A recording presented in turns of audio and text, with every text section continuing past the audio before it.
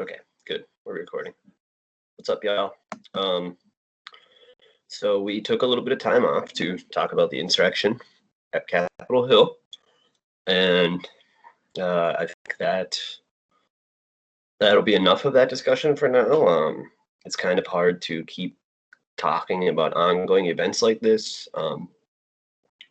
until it's kind of the dust has settled, sort of. So we're going to steer back into the content we were going at, the Latin America bit. We're almost done. We're getting close. And today it's just going to be a short video because I'm just going to finish up on the slide that we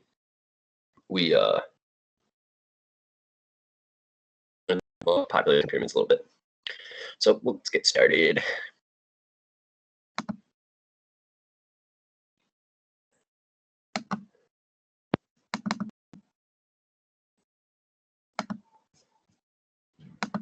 Okay, so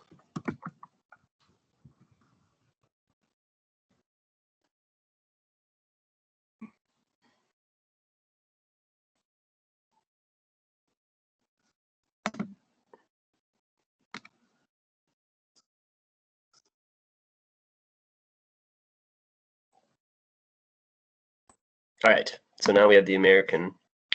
So the last time that I ended a slide talking about Latin America, we ended. As you can see, most people are age 21 to 20 or 20 to 29 essentially. So it's a much very young, and it looks just like a pyramid you would imagine seeing, like an Egyptian pyramid, so to speak. And so for comparison, we'll go at the United States population pyramid. As you can see, the United States population pyramid is not at all shaped like a pyramid. It's more like a watchtower, I guess, if you wanted to say that. So ages 20 to 30 are not the largest population, or they are, but not by as nearly as large of a margin. So we've got 12 million men, 11.5 million women. So if we go up, the numbers stay relatively. We still have 59, where if we look at these Latin America, example in Ecuador, you can see that the ages of 50 to 54 are half the size of the ages of 20 to 24. So half of the people who were 24 don't make it to be 59. And that is way different in the United States, because in the United States there are many less things that can kill you than in Ecuador. And life is considered quote unquote better, I guess you would say, because of the economic situation. It allows people to survive longer with better health care and less stress in their life and violence, things like that. So anyways, I just wanted to give you guys a little bit of an example of what population can look like. So how would you describe Ecuador's population pyramid? You would see in that little box where the notes are, you can put like most people, just any of the points I've made. Not a lot of people make it to be old. It looks like a real pyramid. It has a pyramid structure, unlike certain population pyramids. So next we're going on to important historical events that I chose, that I thought were just important to the formation of Latin American identity and culture. So we have the Treaty of Tordesillas, I think is how it's pronounced, but I'm not Italian, so I don't know for sure. It was a treaty signed by the Pope that did which lines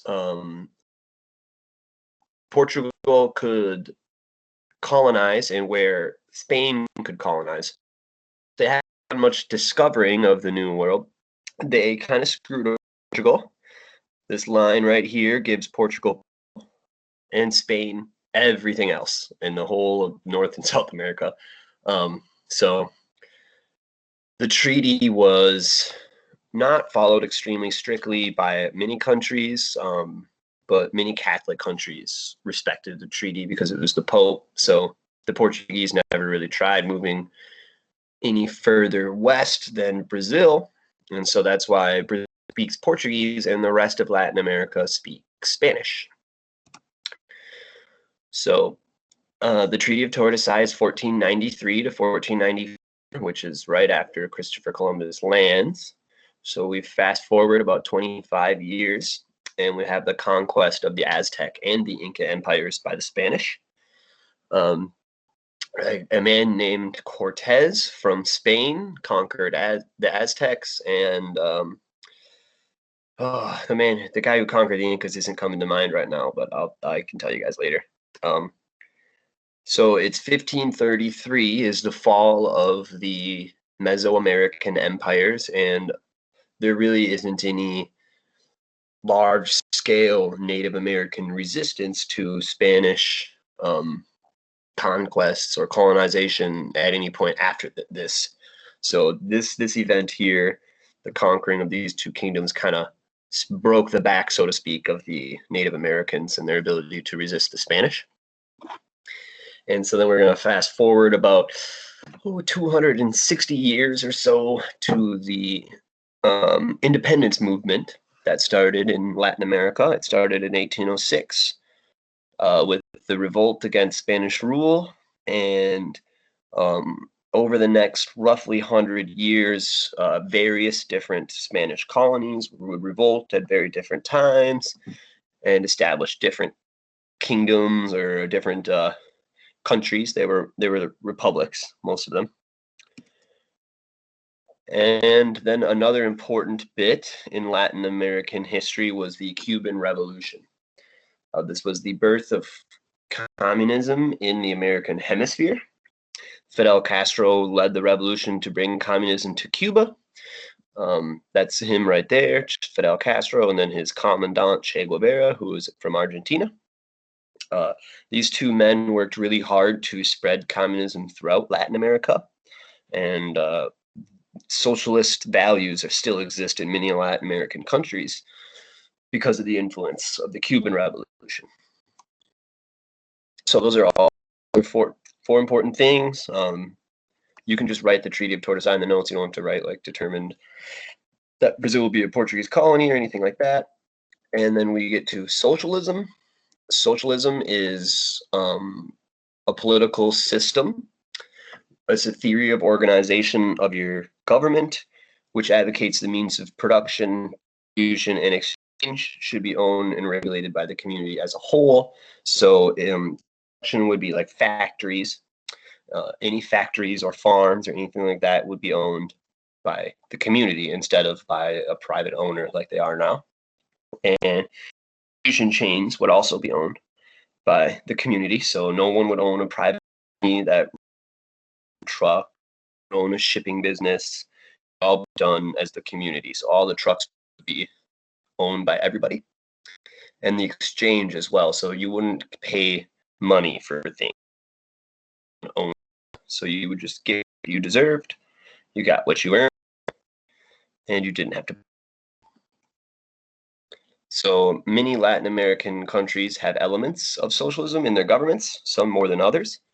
Venezuela is very socialist. They have free medicine, free housing, all state owned. So the government owns the houses, the government owns the natural resources. So the oil companies are government owned, and all the hospitals and stuff like that are all owned by the government. So none of them are trying to profit off you is the idea.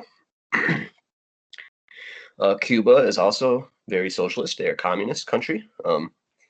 Cuba is the only communist country in the Western Hemisphere, openly communist. Venezuela is kind of on the border, but they are a little bit more on the capitalist side. And then Brazil, Ecuador, Chile, and Bolivia all have, a mix of socialism with other things, but Brazil is starting to move more towards the right wing in their government. So socialism is kind of falling by the wayside, so to speak. Chile and Bolivia, it's still going pretty good, but I wouldn't hold your breath for a communist government there anytime soon. So taking a closer look at the favelas. A favela is a slum or a shanty town located on the outskirts of large cities. So it would be this little area here where all the poor people live in between these skyscrapers. They grow when migrants and former slaves were pushed out of major cities.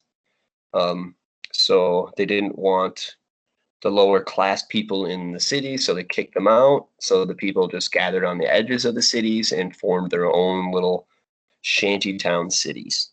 So they don't own the land. Oftentimes they're squatters, and they kind of make their homes from stuff you can find in the street. So it's like shacks, cardboard shacks, kind of like what you would imagine homeless community in Minneapolis sort of is. It's a lot. It's Minneapolis is almost starting to grow favelas. It's starting to become an American phenomenon as well, I believe. But that's something that a lot of people don't want to talk about. So 22% of the city's 6 million dwellers live in favelas. A quarter of the population, they all live in those shanty towns. So here's a good picture. These are what favelas are. So they're oftentimes not up to code. They're not constructed safely.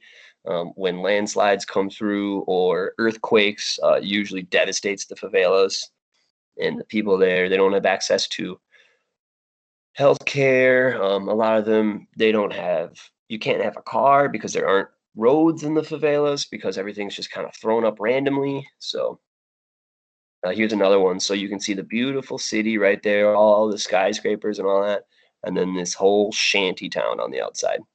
So it's like its own little poor city ghetto area, and a lot of crime happens here. Oftentimes the police won't even bother going in there, so they're kind of run by gangs, so to speak. I feel like I'm going long in this video. I said it was going to be short too. I lied to you guys. Oh, that's why I can't tell. Get out of there, you. 12 minutes. Whoopsies. All right, we got pretty far. Okay, cool. So we finished that page. Wonderful. All right, rock on, guys. Thanks for watching. See you later.